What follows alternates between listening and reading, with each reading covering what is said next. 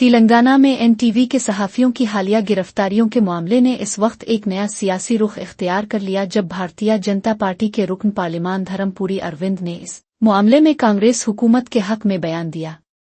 आमतौर पर कांग्रेस के सख्त नाक़िद रहने वाले बीजेपी लीडर ने जिनीटू सहाफ़ियों की गिरफ्तारी के अक़दाम को दुरुस्त करार देते हुए रियासती हुकूमत की गैर मुतवक्की हिमायत की है। उन्होंने अपने बयान में कहा कि कानून सब के लिए बराबर है और अगर किसी ने गलती की है तो उसके खिलाफ कार्रवाई होनी चाहिए, चाहे वो सहाफत से ही क्यों ना वाबस्ता हो। अरविंद के इस मौक़िफ़ ने सियासी हलकों में सबको हैरान कर दिया है, क्योंकि अपोजिशन की दीगर जमातें इस गिरफ्तारी को इज़ादन सहाफत पर हमला करार दे रही है।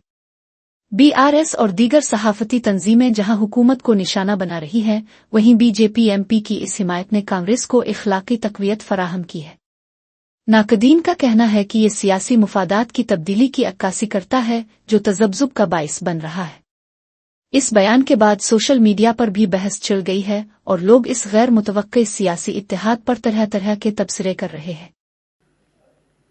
कंप्लेंट इच्छारा पुलिस कंप्लेंट इच्छा IAS ఆఫీసర్ కంప్లైంట్ ఇచ్చిండ నిన్న ఇచ్చిరా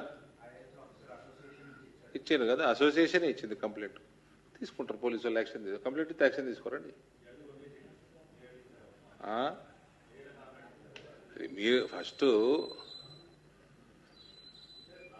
ఎవరిని పడితే వాళ్ళ మీద వార్తలు రాయటం